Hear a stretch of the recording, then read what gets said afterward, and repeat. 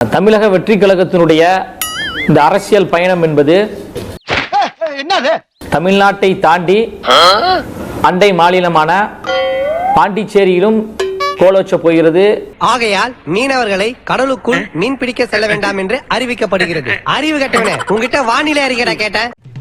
ஒரு பஞ்சாயத்தடா முடிச்சு பாரு, நமக்காக அம்பட்டு போலும் புள்ள குட்டியோட வெயில்ல காத்து கிடக்குறாங்களே. ராஜதந்திரமா நடத்தினாலும் அசிங்கப்பட்டு தானே போனாங்க. ஓப்பனிங் சீன்லயே அவமானமா. இன்னைக்கு ஒரு சிங்க பெண் ஒரு கட்சியினுடைய பொதுச் செயலாளரை பார்த்து தமிழ்நாட்டில் நீங்க பண்ண கூத்து தெரியாதா, அங்க மாதிரி இங்கேயும் சாகணுமான்னு பொளிர் பொளிர்னு கேட்டாங்களே. அத வேற ஞாபகப்படுத்திட்டீங்க. நெஞ்சமெல்லாம் பொண்ணு அறக்கு தம்பி, மறக்க முடியல. இந்தியா கூட்டணி பார்த்து கேட்டாங்களா? வெளிப்படையாக வேற யார கேட்டாங்க? வேற யார கேட்டாங்க? யார் நீங்க அத கேட்க நீ யாரா? தப்ப நீங்க சின்ன பிள்ளை போட்டு அடிச்சுக்கிட்டு இருக்க. இவனா சின்ன பையன் மூஞ்சிய பாரு. இது பெருசா வந்தா 20 ரேப்பு 10 கொலை பிஞ்சு குழந்தை கழுத்தை கடிச்சே கொண்டுறியா பெரிய தீவிர. பிஜேபியோடு ஒட்டும் இல்லை, உறவும் இல்லை, பிஜேபியோடு ஒருபோதும் கூட்டணி கிடையாது என்பதை தீர்மானமே நாங்கள் நிறைவேற்றியிருக்கின்றோம். விஜய் ரொம்ப அழகா பாஜக கூட்டணி அரச பாராட்டி தள்ளி இருக்காரு. விசுவாசம் முதலாளி, விசுவாசம். 10 வருஷமா உங்க வீட்டு உற்பத்தி இருக்கல. எந்த இடத்துல நாங்க பிஜேபி ஆதரிச்சோம்? திருப்பரங்குன்ற சம்பவத்துல விஜய் வாய் திறக்காதது ஏன்? ஊமையா? மௌன விரதமா? ஏன்? அது அவங்களுடைய கொள்கை எதிரி பாஜகங்கிறது எங்க இருக்கு? கடல்லே இல்லையா? எங்க கொள்கை எதிரி பாஜக இருக்கு? பாண்டிச்சேரி போனா கூட்டணி அரச பாராட்டுறாங்க. எல்லாம் ஒரு உள்நோக்கம் தான்.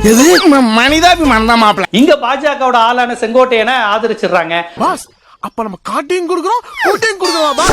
செங்கோட்டையன் 4 நாளைக்கு முன்னாடி வரையும் நான் அமித்ஷா ஆளுன்னு அவரே சொன்னார்.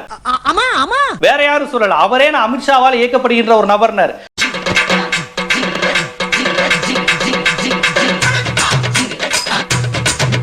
ஜீவா சகாப்தம் அவர்களை இந்த ஊடகத்தின் வாயிலாக மிக வன்மையாக நான் கண்டிக்கிறேன். இதை நான் வன்மையா கண்டிக்கிறேன். கண்டிச்சுக்க. இப்ப யாரையா உன்ன கேட்டா? பாண்டிச்சேரியிலும் நாங்கள் தேர்தலை எதிர்கொள்ள போகிறோம் என்பதை மக்கள் மத்தியில நம்ம சொல்லியிருக்கிறோம். தமிழ்நாட்டுல கந்தலான பத்தாதுன்னு புதுச்சேரி ஆந்திர போய் கண்டமாக போறாராம். காவல்துறை உங்கள் மேல கடுமை காட்டியது. அங்கேயும் ரோட் ஷோக்கு பர்மிஷன் இல்ல. அது எதிர்க்கட்சிகளோட சதி. இல்ல, அது எப்படின்னா அங்க போயிட்டு நம்ம ஒரு அனுமதி கேட்கின்ற பொழுது உடனே மறுப்பு, உங்களுக்கு கிடையாது அப்படின்னு அவங்க எதுவுமே சொல்ல. ஏன் அப்படி புழுகுனி பள்ளிக்கு பிறந்தவனே? புதுச்சேரி அரசாங்கம் தாவேக்காவோட ரோட் ஷோக்கு அனுமதி மறுத்தா இது திமுகவோட சதி. அதாவது முதலமைச்சர் மு க ஸ்டாலின் கொடுக்காம பண்ணிட்டாருன்னு சொல்லுவானுங்க நம்ம தாவேக்காரனுங்க. ஏன்னா அவனுங்க புதுச்சேரி தமிழ்நாட்டுல தான் இருக்கு நம்பிட்டு இருக்கிறானுங்க. புதுச்சேரிக்கு தனியா முதலமைச்சர் இருப்பாரு அப்படின்றது கூட அவங்களுக்கு தெரியாது. சும்மா லாஜிக்கே இல்லாம தற்குறி. அங்க 5000 பேருக்கு 1000 காவல்துறையினர் பாதுகாப்புல இருந்தாங்க. கரூர்ல 28,000 பேர்னு சொல்றாங்க. 500 காவலர்கள் தான் பாதுகாப்புல இருந்தாங்கன்னா அது எப்படா நெஞ்சில கொஞ்சம் கூட ஈரம் இல்லாம இவ்வளவு பெரிய பொய் சொல்ற? அப்ப இவங்களுடைய நோக்கம் என்ன? அப்ப எங்க மக்களை பாதுகாக்க வேண்டும் என்ற சிந்தனை தமிழ்நாட்டுக்கு அரசுக்கு இருக்கா? எங்க தலைவர் அவர்கள் இன்று மக்களை சந்திக்க போகின்ற பொழுது எவ்வளவு சிறப்பான முறையில பாதுகாப்பு கொடுத்தாங்க என்பதை உலகமே பார்த்தது. போடா பேசும்போது அதனால படுத்துறது. ஐயோ நம்ம மைண்ட் எங்க போகுது? அவ்வளவுதான் லிமிட். மேல கை வைக்க கூடாதுன்னு பாக்குறேன். போடா. எப்படி போதை இல்லாத தமிழகம் உருவாக்க வேண்டும் என்பது எங்களுடைய கொள்கையோ. புதுச்சேரினாலே உடனே ஞாபகத்துக்கு வர்றது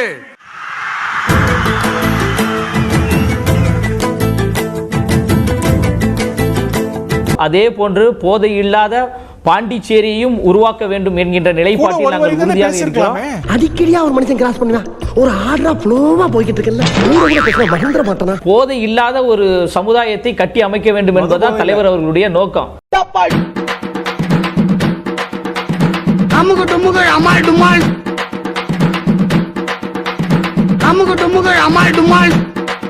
தற்குறி.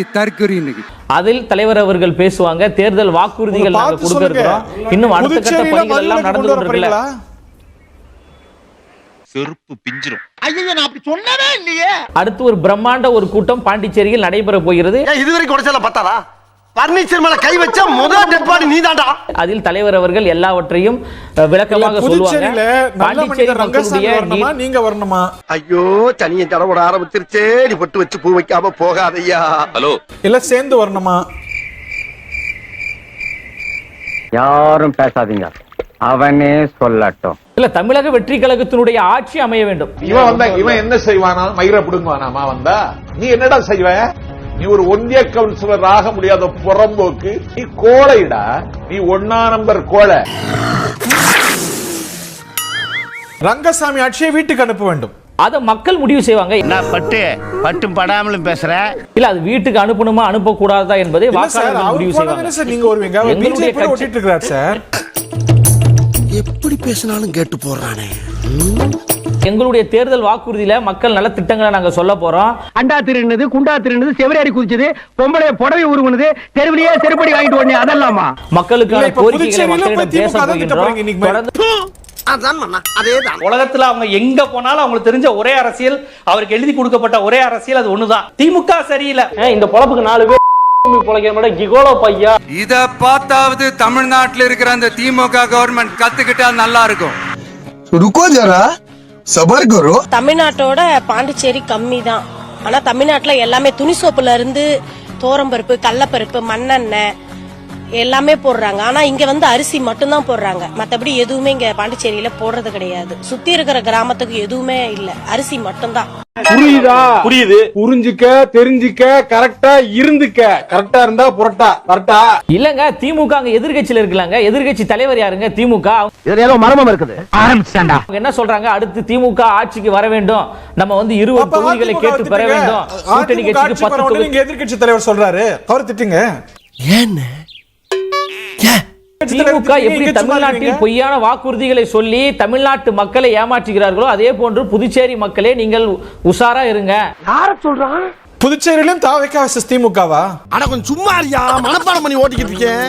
இல்ல, பாண்டிச்சேரியில உறுதியாக தமிழக வெற்றி கழகம் ஆட்சி அமைக்கக்கூடிய சாத்தியக்கூறுகள் இருக்கிறது. மக்களுடைய வரவேற்பு நீங்க இன்னைக்கு பார்த்திருப்பீங்க.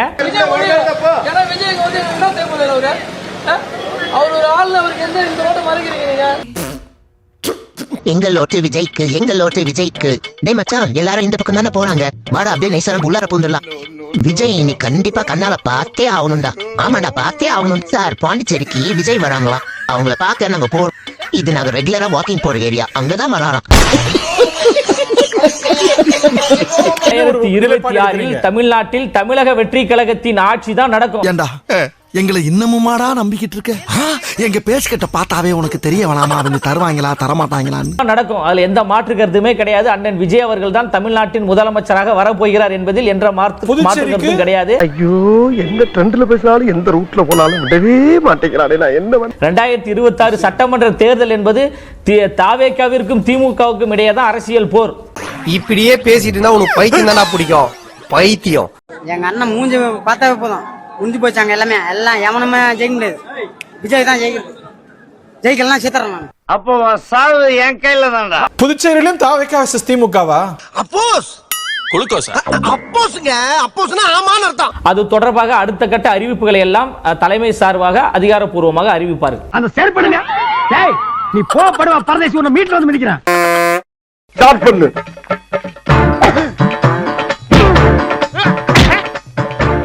இங்கிட்டு வா.